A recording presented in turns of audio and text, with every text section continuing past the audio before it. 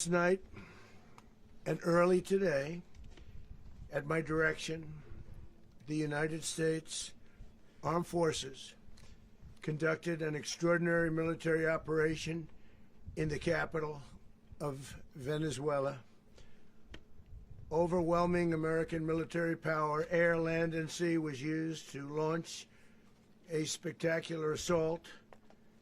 And it was an assault like people have not seen since World War II. It was a force against a heavily fortified military fortress in the heart of Caracas to bring outlaw dictator Nicolas Maduro to justice. This was one of the most stunning, effective, and powerful displays of American military might and competence in American history. And if you think about it, we've done some other good ones, like the attack on Soleimani,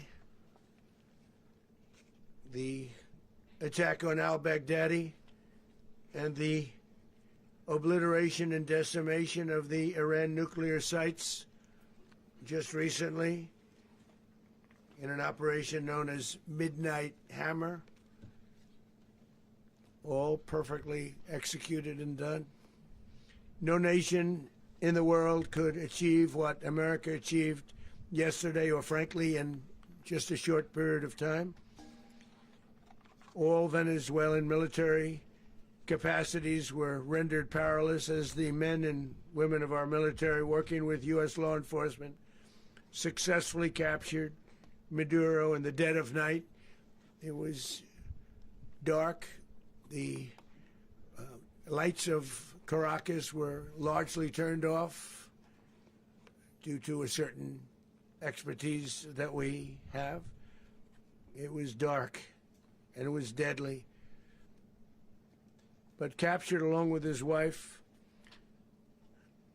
Celia Flores, both of whom now face American justice. Maduro and Flores have been indicted in the Southern District of New York, it's Jay Clayton, for their campaign of deadly narco-terrorism against the United States and its citizens. I want to thank the men and women of our military who achieved such an extraordinary success overnight with breathtaking speed, power, precision, and competence. You rarely see anything like it. You've seen some raids in this country that didn't go so well. They were an embarrassment.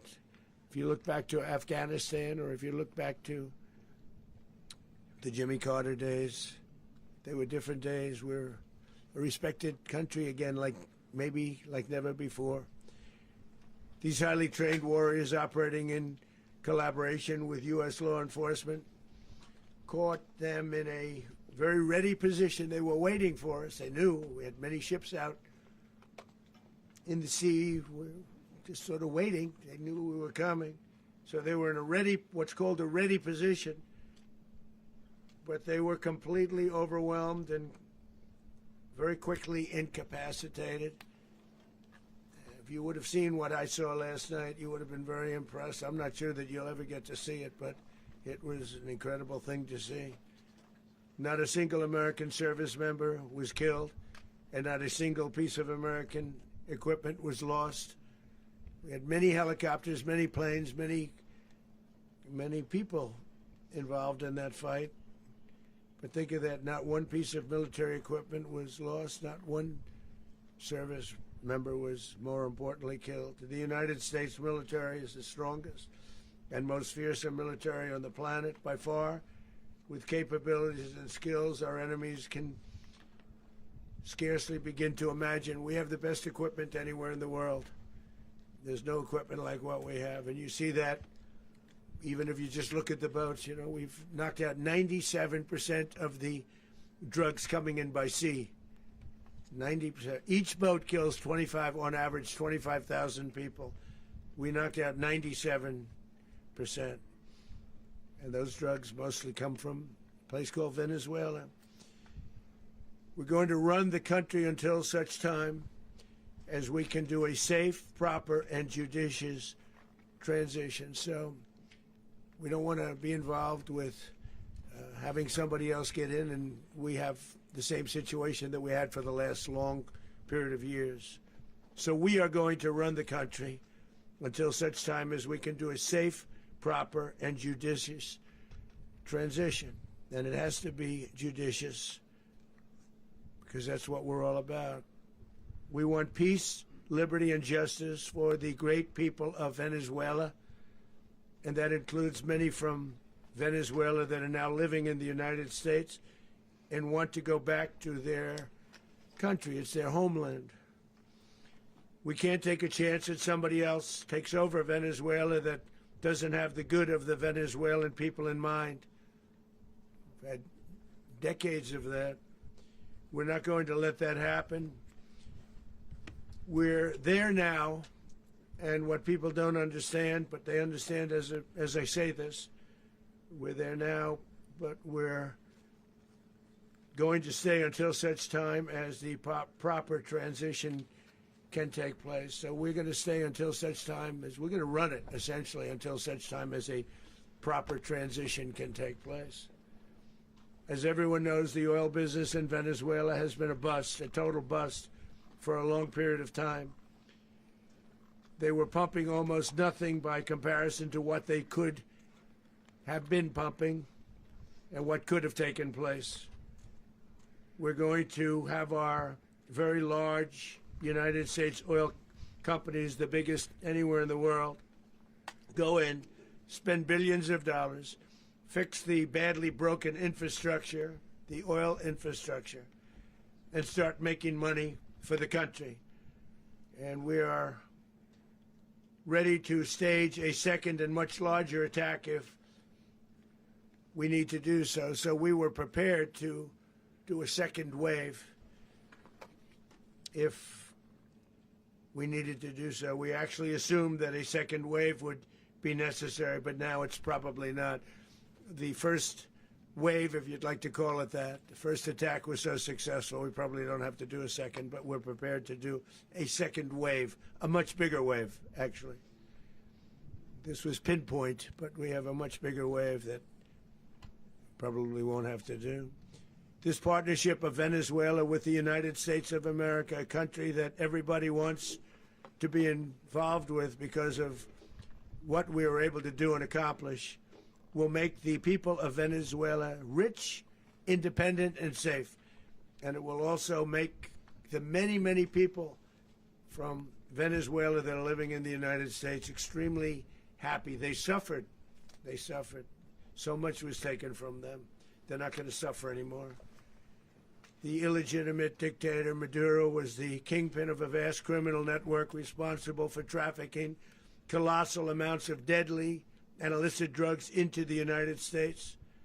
As alleged in the indictment, he personally oversaw the vicious cartel known as Cartel de las Solas, which flooded our nation with lethal poison, responsible for the deaths of countless Americans, the many, many Americans. Hundreds of thousands over the years of Americans died because of him.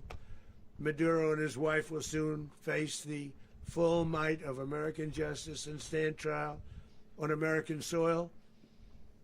Right now they're on a ship. They'll be heading to, ultimately, New York, and then a decision will be made, I assume, between New York and Miami or Florida. But we have people where the overwhelming evidence of their crimes will be presented in a court of law. And I've seen it. I've seen what we have. It's both horrible and breathtaking that something like this could have been allowed to take place. For many years after his term as president of Venezuela expired, Maduro remained in power and waged a ceaseless campaign of violence, terror, and subversion against the United States of America, threatening not only our people, but the stability of the entire region. And you all saw it. In addition to trafficking gigantic amounts of illegal drugs that inflicted untold suffering and human destruction all over the country, all over in particular the United States, Maduro sent savage and murderous gangs, including the bloodthirsty prison gang Tren de Aragua, to terrorize American communities nationwide, and he did indeed. They were in Colorado. They took over apartment complexes. They cut the fingers off people if they called police. They were brutal, but they're not so brutal now. And I just have to congratulate our military, Pete and everybody, and our National Guard, because the job that they've done, whether it's in Washington, D.C., where we have a totally safe city, where it was one of the most unsafe cities anywhere in the world, frankly, and now we have no crime in Washington, D.C. We haven't had a killing. We had the terrorist attack a few weeks ago. A little bit of a different kind of a threat, but we haven't had a killing in a long period of time, 6-7 months. We used to have two, on average, 2 a week in Washington, our capital. We don't have that anymore. The restaurants are opening. Everyone's happy.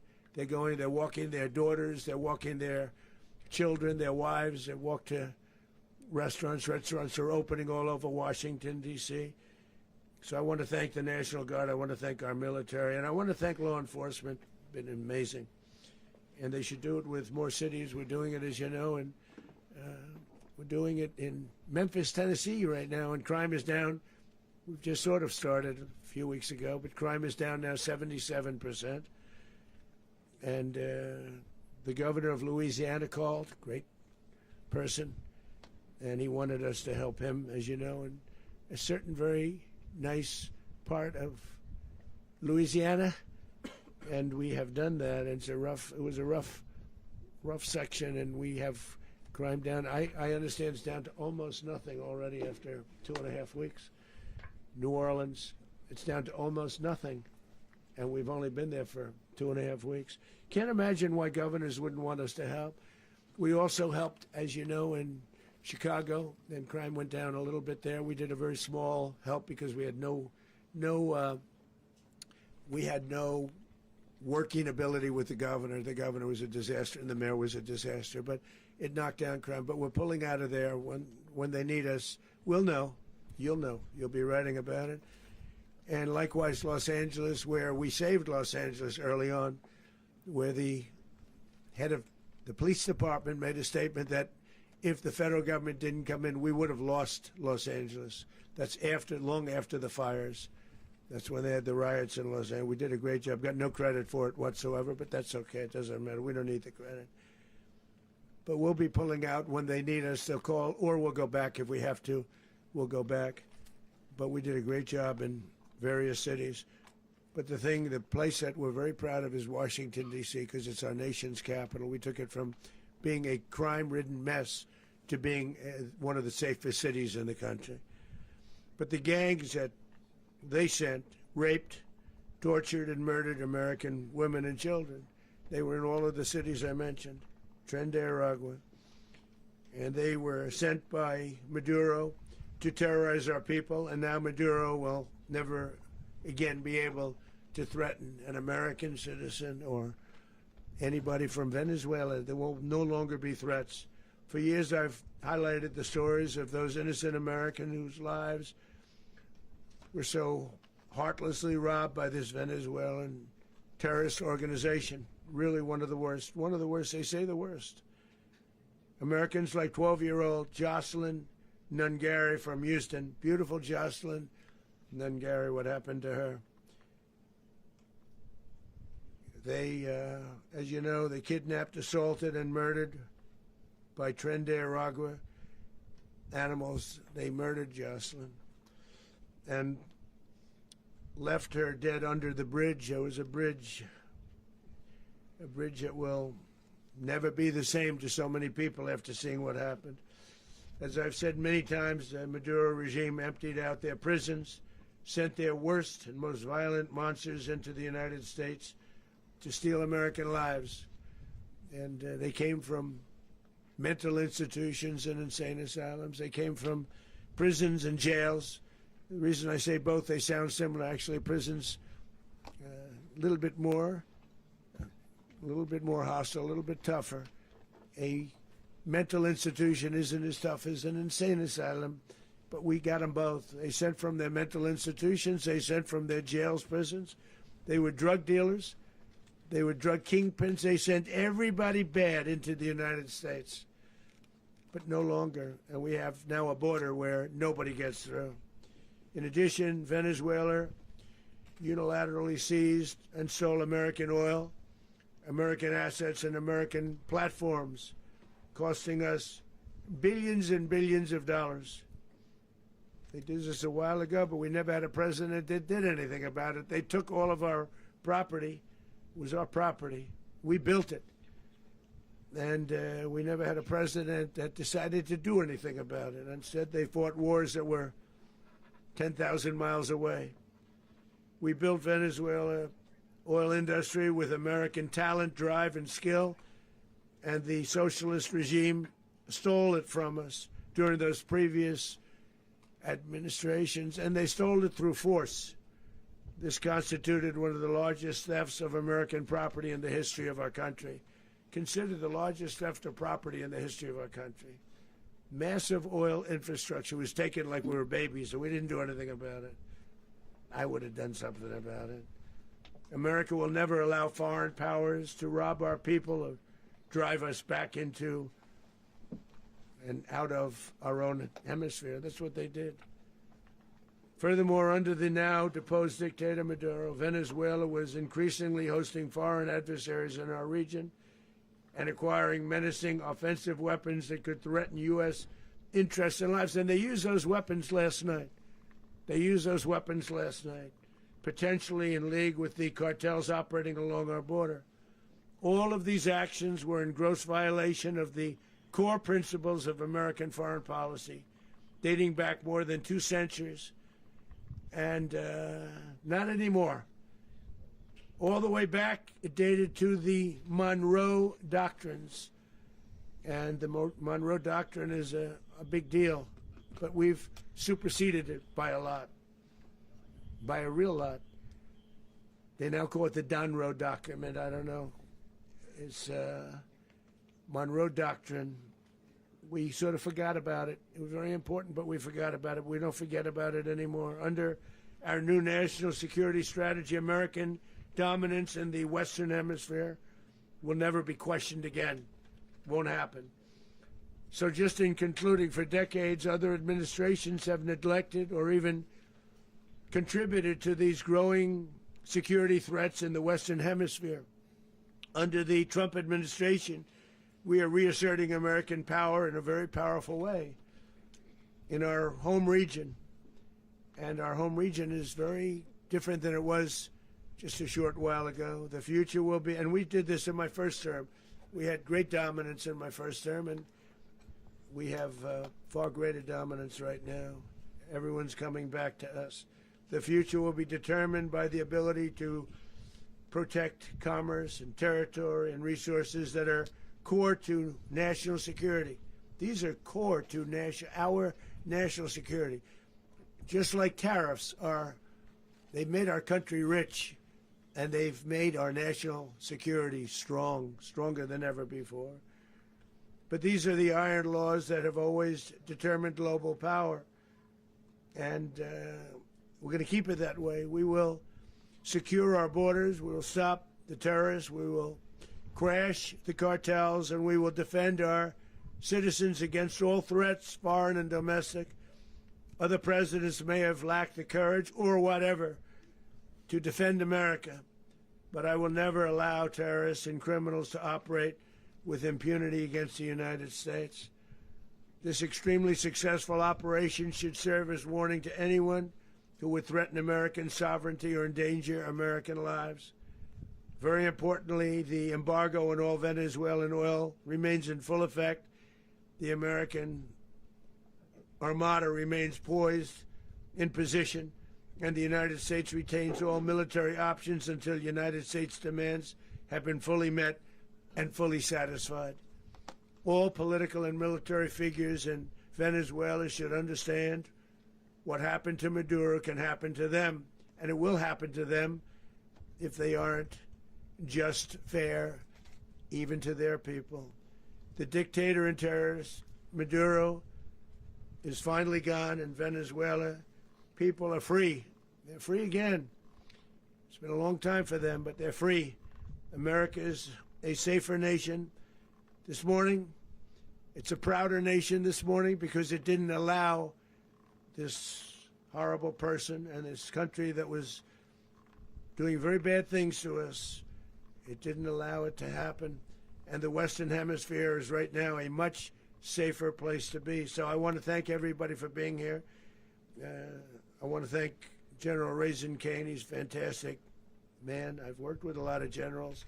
I worked with some I didn't like. I worked with some I didn't respect. I worked with some that just weren't good. But this guy is fantastic. I watched last night one of the most precise attacks on sovereignty. I mean, it was an attack for justice. And I'm very proud of him, and I'm very proud of our Secretary of War, Pete Hegseth, who I'm going to ask to say a few words. Thank you very much.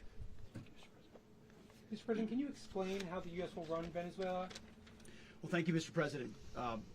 Finally, a commander-in-chief the world respects and the American people deserve. And as the President said, words can barely capture the bravery and the power and the precision of this historic operation. A massive joint military and law enforcement raid flawlessly executed by the greatest Americans our country has to offer.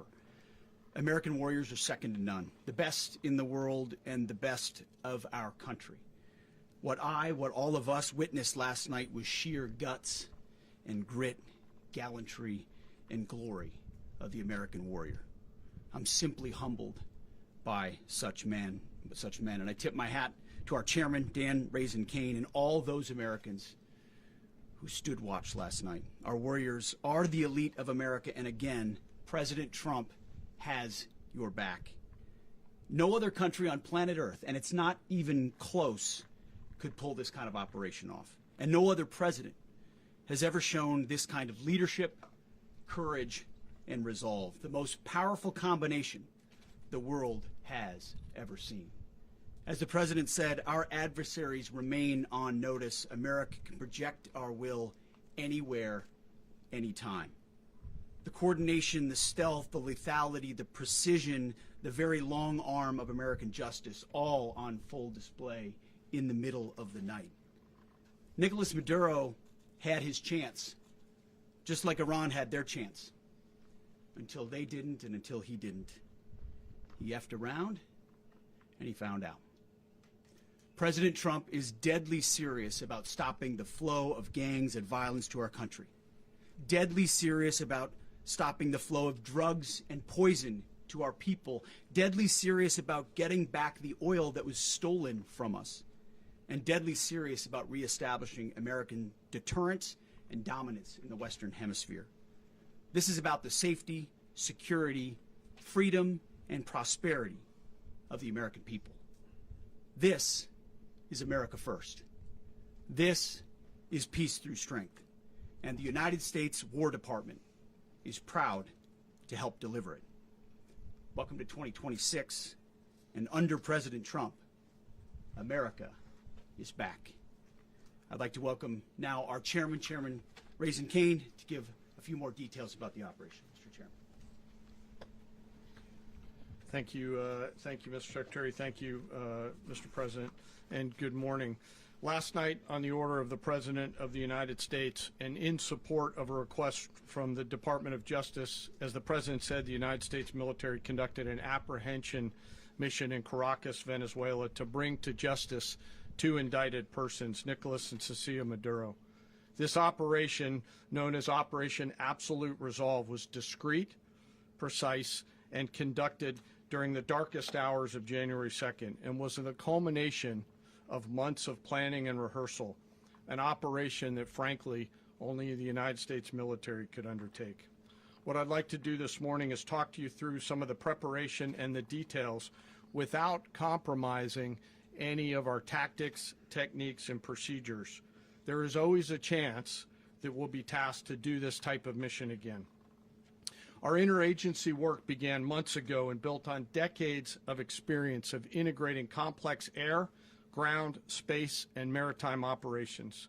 While the past 2 decades have honed the skills of our special operations forces, This particular mission required every component of our joint force, with soldiers, sailors, airmen, Marines, and Guardians working in unison with our intelligence agency partners and law enforcement teammates in an unprecedented operation.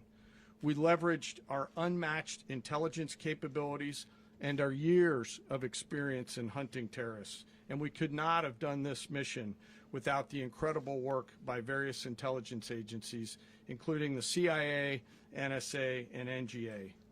We watched, we waited, we prepared, we remained patient and professional. This mission was meticulously planned, drawing lessons from decades of missions over the last many years, many missions over these last many years. This was an audacious operation that only the United States could do. It required the utmost of precision and integration within our joint force. And the word integration does not explain the sheer complexity of such a mission. An extraction so precise it involved more than 150 aircraft launching across the Western Hemisphere in close coordination, all coming together in time and place to layer effects for a single purpose: to get an interdiction force into downtown Caracas while maintaining the element of tactical surprise. Failure of one component of this well-oiled machine would have endangered the entire mission, and failure is never an option for America's joint force. Those in the air over Caracas last night were willing to give their lives for those on the ground and in the helicopters. Let me talk a little bit about the preparation. After months of work by our intelligence teammates to find Maduro and understand how he moved, where he lived, where he traveled, what he ate, what he wore, what were his pets, in early December, our force was set pending a series of aligned events.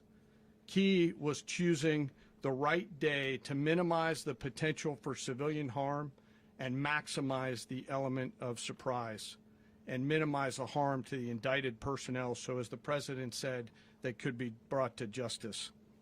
And as the President said earlier today, weather in Venezuela is always a factor this time of the year. And over the weeks through Christmas and New Year's, the men and women of the United States military sat ready, patiently waiting for the right triggers to be met and the President to order us into action. Last night, the weather broke just enough, clearing a path that only the most skilled aviators in the world could maneuver through. Ocean, mountain, low cloud ceilings, but when tasked with a mission, this organization does not quit. At 10:46 p.m. Eastern Time last night, the President ordered the United States military to move forward with this mission. He said to us, and we appreciate it, Mr. President, good luck and Godspeed. And those words were transmitted to the entire joint force.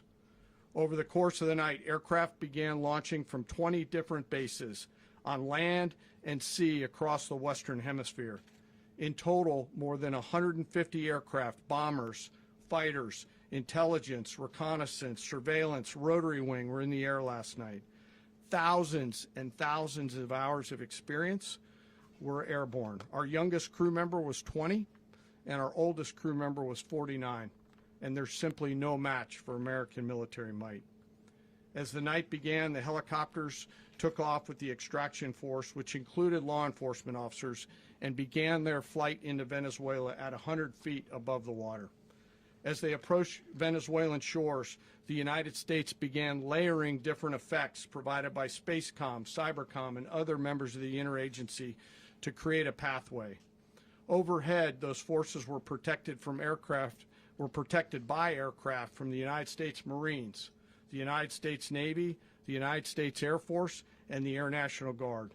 The force included F-22s, F-35s, F-18s, EA-18s, E-2s, B-1 bombers, and other support aircraft, as well as numerous remotely piloted drones.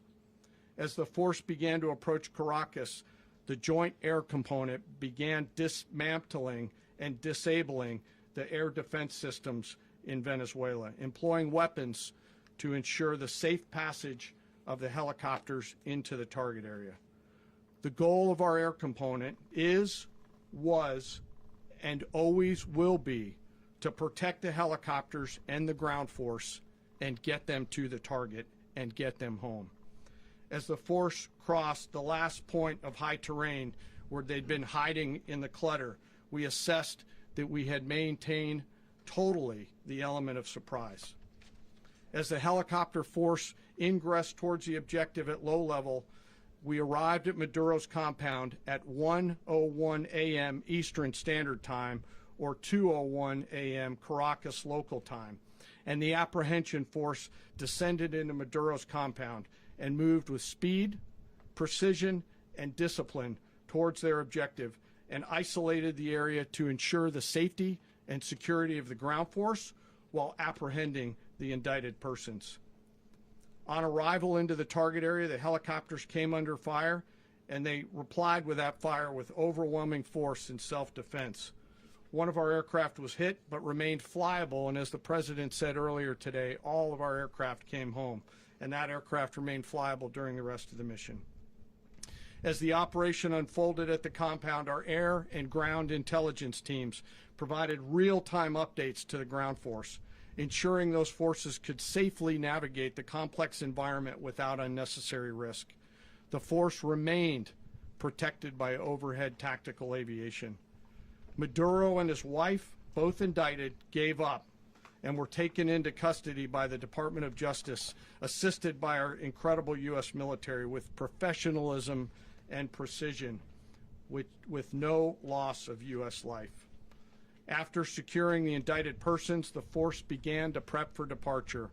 Helicopters were called in to exfiltrate the extraction force, while fighter aircraft and remotely piloted aircraft provided overhead coverage and suppressive fire. There were multiple self-defense engagements as the force began to withdraw out of Venezuela. The force successfully exfiltrated and returned to their afloat launch bases, and the force was over the water at 3:29 a.m. Eastern Standard Time with indicted persons on board. And both Maduro and his wife were embarked aboard the USS Iwo Jima. In closing, what we've witnessed today is a powerful demonstration of America's joint force. We think, we develop, we train, we rehearse, we debrief, we rehearse again and again, not to get it right, but to ensure that we cannot get it wrong. Our jobs are to integrate combat power so when the order comes, we can deliver overwhelming force at the time and the place of our choosing against any foe anywhere in the world. I am immensely proud today of our joint force and filled with gratitude to represent them here today. There is simply no mission too difficult for these incredible professionals and the families that stand by them and support them. As we stand here this morning, our forces remain in the region at a high state of readiness, prepared to project power, defend themselves, and our interests in the region. This operation is a testament to the dedication and unwavering commitment to justice and our resolve to hold accountable those who threaten peace and stability. In closing, I want to express my heartfelt gratitude to the brave men and women who executed this mission. Their courage and tireless commitment to our nation are what makes us strong. Thank you, Mr. Secretary, and thank you, Mr. President. Well, I don't have much to add to what you've heard now, other than the following points. Nicolas Maduro was indicted in 2020 in the United States. He is not the legitimate president of Venezuela. That's not just us saying it. The first Trump administration, the Biden administration, the second Trump administration, none of those three recognized him. He's not recognized by the European Union and multiple countries around the world. He is a fugitive of American justice with a $50 million reward, which I guess we saved $50 million. And We should make sure. yeah, exactly. But Don't let anybody claim it. Nobody deserves it but us. But I want to be clear about one thing. Nicolas Maduro had multiple opportunities to avoid this. He was provided multiple very, very, very generous offers and chose instead to act like a wild man, chose instead to play around. And the result is what we saw tonight. The other message here is the following. You have a guy, like many people around the world, they like to play games. You have a guy who decides he's going to invite Iran into his country, is going to, do the confiscation of American oil companies, is going to flood our country with gang members, is going to take Americans prisoner and try to hold them for hostage and trade them like he was able to do with the Biden administration. Basically likes to play games all this time and thinks nothing's going to happen. And I hope what people now understand is that we have a president. The 47th president of the United States is not a game player. When he tells you that he's going to do something, when tells you he's going to address a problem, he means it. He actions it. I can tell you, I've watched this process now for 14, 15 years, been around it. Everybody talks. I'm going to do this. I'm going to do that. When I get there, we're going to do this. We're going to take. This is a president of action. Like, I don't understand yet how they haven't figured this out. And now, if you don't know, now you know. Because this is the way it's going to play out. And I think people need to understand that this is not a president that just talks and does letters and press conferences. And, if he says he's serious about something, he means it. And this is something that was a direct threat to the national interest of the United States. And the president addressed it. There's a president of peace, by the way. I told you what I just said earlier. This guy had multiple opportunities to find his way somewhere else and figure out another. He could have been living somewhere else right now very happy. But instead, he wanted to play big boy. And so now, he's got other sets of problems on his hands.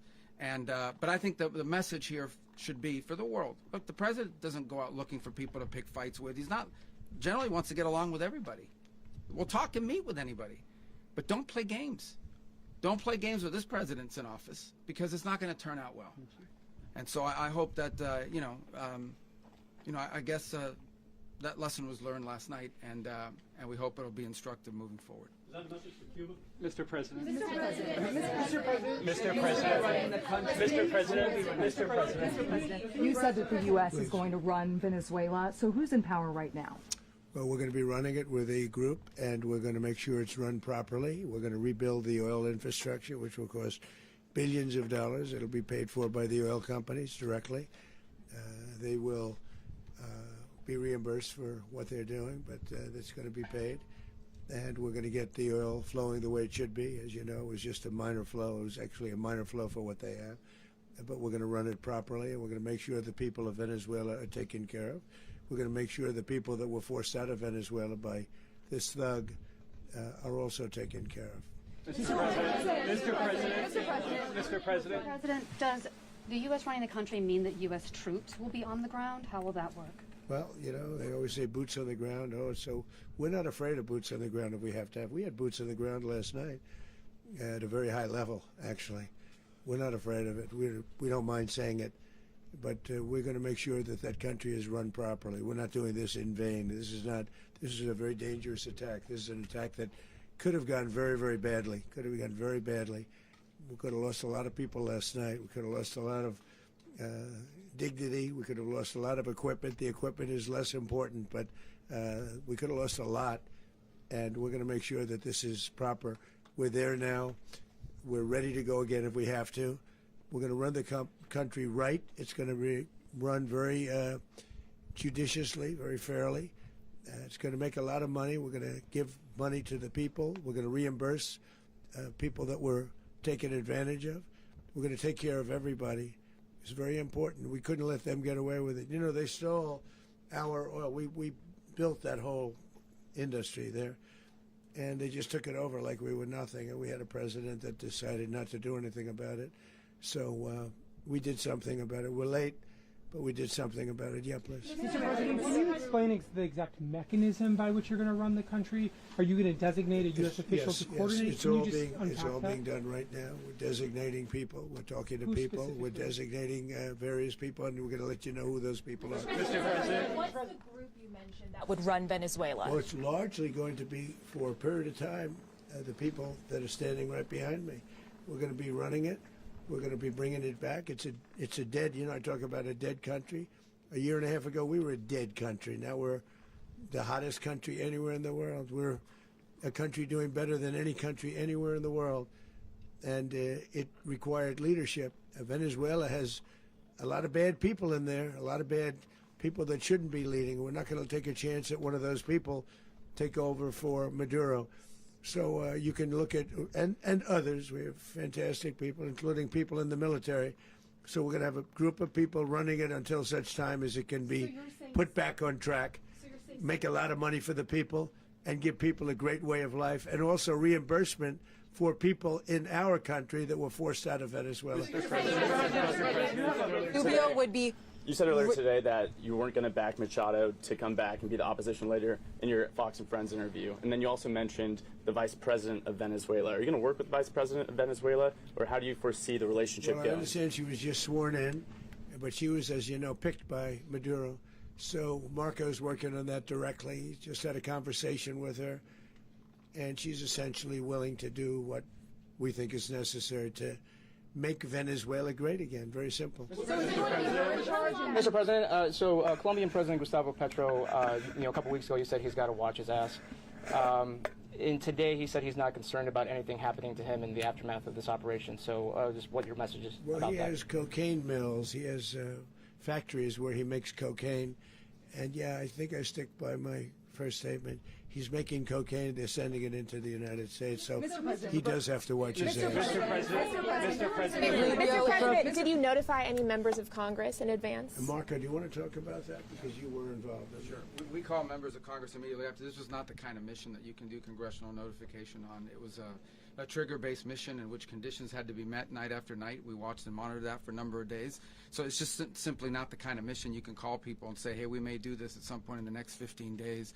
But it's largely a law enforcement function. Remember, at the end of the day, at its core, this was an arrest of 2 indicted fugitives of American justice, and the Department of War supported the Department of Justice in that job. Now, there are broader policy implications here, but it's just not the kind of mission that you can pre-notify because it endangers the mission. Well, if I could add one thing to that, Congress has a tendency to leak. This would not be good. If they leaked, General, I think it would have been maybe a very different result. But I have to say, they knew we were coming at some point, you know. We had a lot of ships out there. They sort of knew we were coming. We weren't. But Congress will leak, and we don't want leakers. Mr. President, you were one of the only people to watch this all play out live. What was Maduro doing when the U.S. forces entered what I assume would be his home? And also, was there any point where the U.S. was considering if Maduro pushed back or resisted killing Maduro? It could have happened.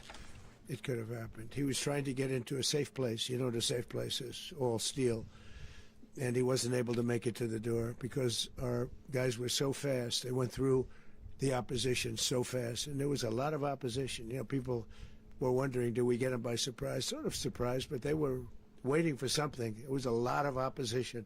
There was a lot of gunfire. You saw some of it today. But he was trying to get to a safe place, which wasn't safe because we would have had the door blown up in about 47 seconds, they say on average, regardless of how thick the steel was. It was a very thick door. It was a very heavy door, but he was unable to get to that door. He made it to the door. He was unable to close it. So where is Maduro going to be? Go ahead, finish. Where is Maduro going to be in the time being right now? Do you know his exact Well, whereabouts? eventually, ultimately, in the near future, he's going to be brought to New York. And where is he going to be held? Where is he going to be held in New York? Do you know? That's going to be up to the officials that do these things. Mr. President, the U.S. has something of a mixed track record of ousting dictators without necessarily a plan for what comes afterwards. Not with Did me, that though. weigh on your decision Well, that's making? when we had different presidents, but with me, that's not true. With me, we've had a perfect track record of winning. We win a lot, and we win. If you look at Soleimani, you look at al-Baghdadi, you look at the Midnight Hammer. Midnight Hammer was incredible. Right now, you wouldn't have peace in the Middle East. We have essentially peace in the Middle East because of that. If we weren't successful with Midnight Hammer, you wouldn't have peace in the Middle East. So, with me, you've had a lot of victory. You've had only victories. You've had no losses. Yeah. Mr. President, can you? How long do you expect the U.S. to run Venezuela, and how soon do you want the Venezuelan people to hold elections? So I'd like to do it quickly, but it takes a period of time. You know, we're rebuilding. We have to rebuild their whole infrastructure. The infrastructure is rotted. It's actually very dangerous. It's blow-up territory. Oil is very dangerous. It's a very dangerous thing to take out of the ground. It can kill a lot of people. It has killed a lot of people doing just that. The infrastructure is old. It's rotted. Much of it is stuff that we put there 25 years ago, and we're going to be replacing it. And we're going to take a lot of money out so that we can take care of the country. Are you saying that Secretary Rubio and Mr. President, China, Russia, and Iran have interests in Venezuela. How does this operation affect your relationships with them when it comes to the oil and China drugs? and Russia, Russia when we get things straightened out. But in terms of other countries that want oil, we're in the oil business. We're going to sell it to them. We're not going to say we're not going to. In other words, we'll be selling oil. Probably in much larger doses because they couldn't produce very much because their infrastructure was so bad. So we'll be selling large amounts of oil to other countries, many of whom are using it now, but I would say many more will come.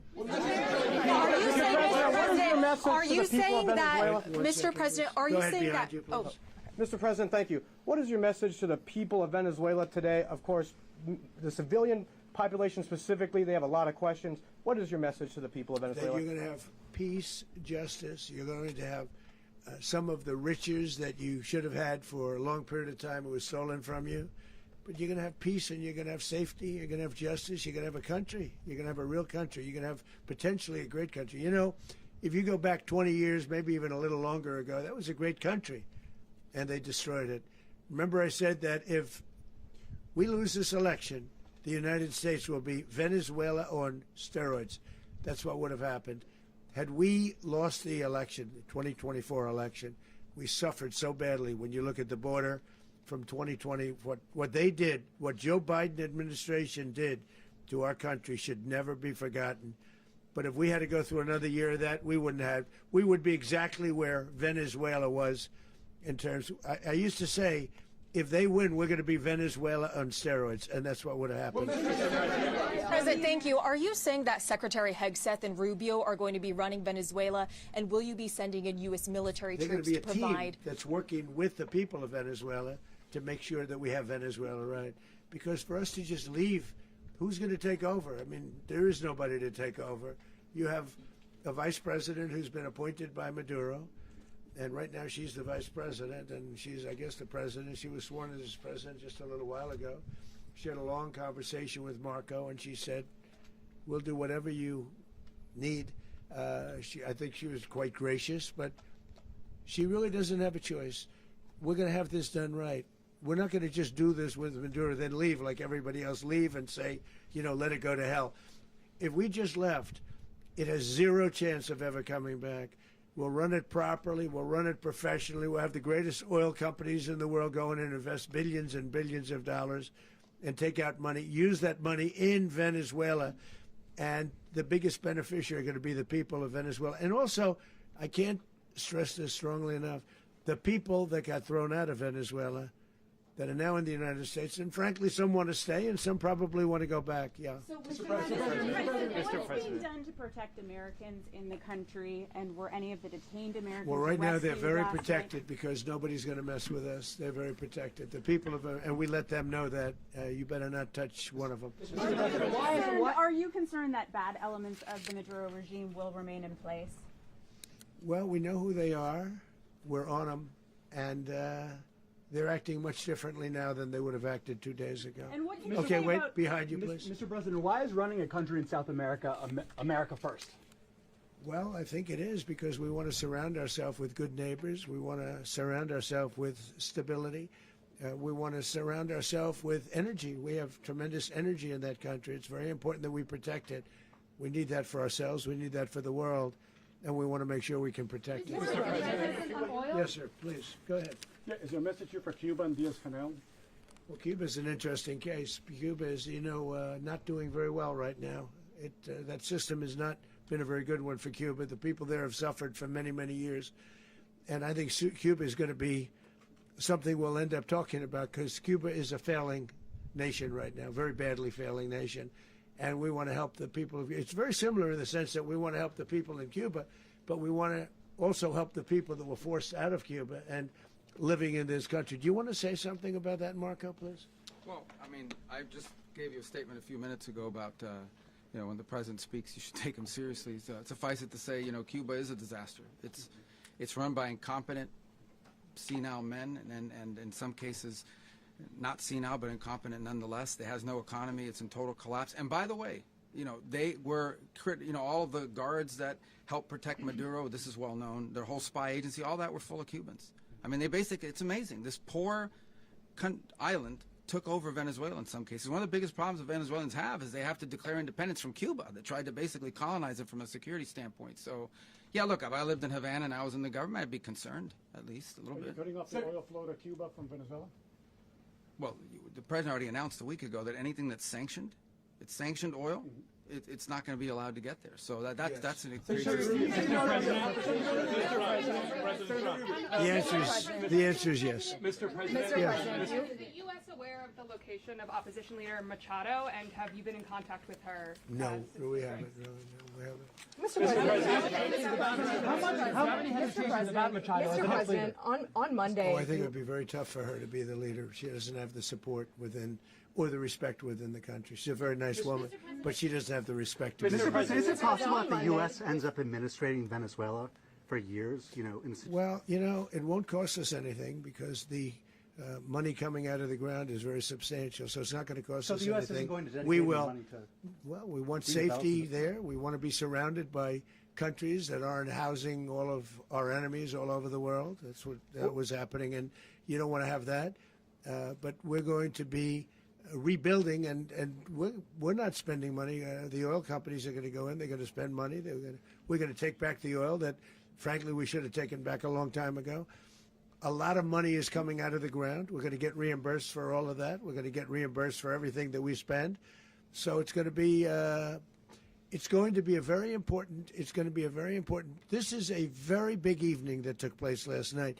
We have to be surrounded by safe, secure countries, and we also have to have energy. Very important. We have to have energy that's real energy, not where they're getting 4% and 5% of the energy out of the ground. You take a look. It was such a disaster. So what's going to happen with Venezuela, I think, over the next period of a year is going to be a great thing, and the people of Venezuela will be the biggest beneficiaries. Mr. President, going to send in the U.S. military. Mr. President, thank you. What did you last speak to Maduro about when you spoke? And is the Well, US I don't want to at get war into with the Venezuela? conversations, but I did have conversations with him, and I said, you got to surrender.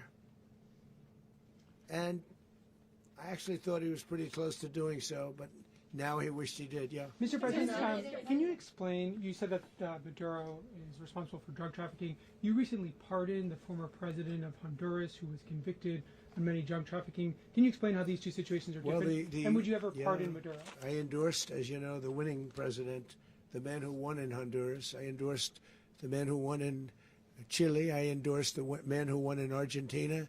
And we are doing very well with that whole group. What the man that I pardoned was, if you could equate it to us, he was treated like the Biden administration treated a man named Trump. That didn't work out too well for them. This was a man who was persecuted very unfairly. He was the head of the country. He was persecuted very unfairly. And there are a number of them. And we felt that it was a very unfair situation that happened to him. He's also a party member of the man who won. So obviously the people liked what I did. And one of the reasons that was done is because of the fact that the party in power felt very strongly that that man was treated very badly. I studied it very quickly, and then I studied it in great detail. I went to a lot of the people standing behind me, and they felt that that man was persecuted and treated very badly. That's why I gave him a pardon. Mr. President, you referenced boots on the ground earlier. Can you just sort of button this up? Do you envision the U.S. military having a presence in Venezuela as the U.S. runs that country? Well, no, we're going to have a presence in Venezuela as it pertains to oil, because we have to have, we're sending our expertise in. So you may need something, not very much. But no, we're going to be taking out a tremendous amount of wealth out of the ground.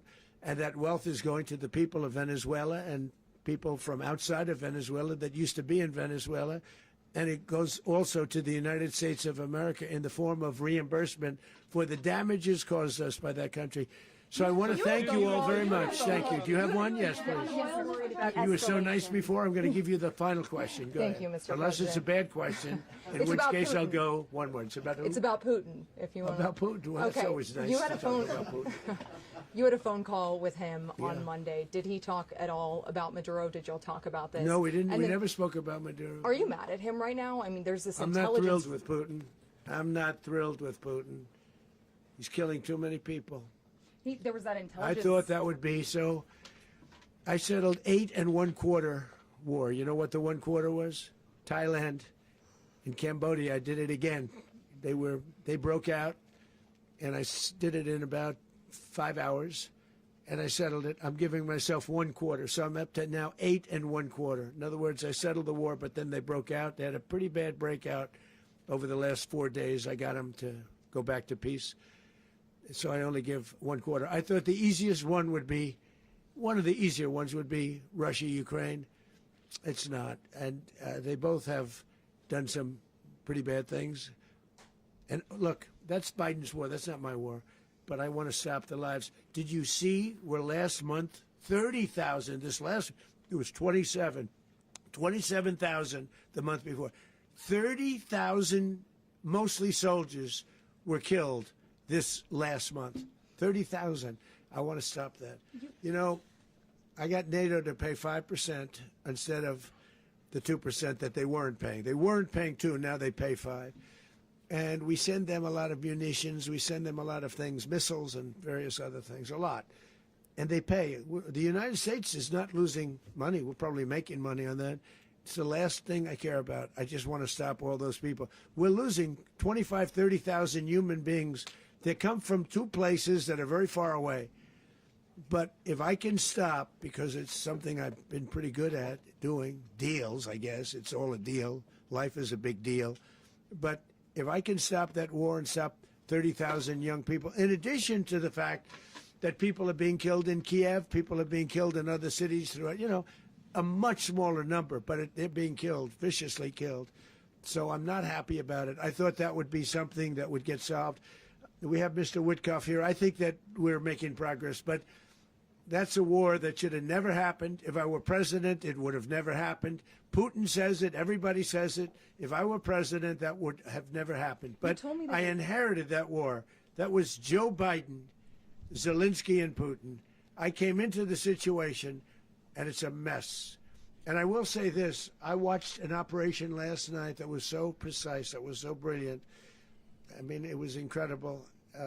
If we had our people, like this general and our people involved, that war would not have gone on very long, that I can tell you. That war, to use an old term, that war has become a bloodbath, and we want it to get stopped. Thank you very much.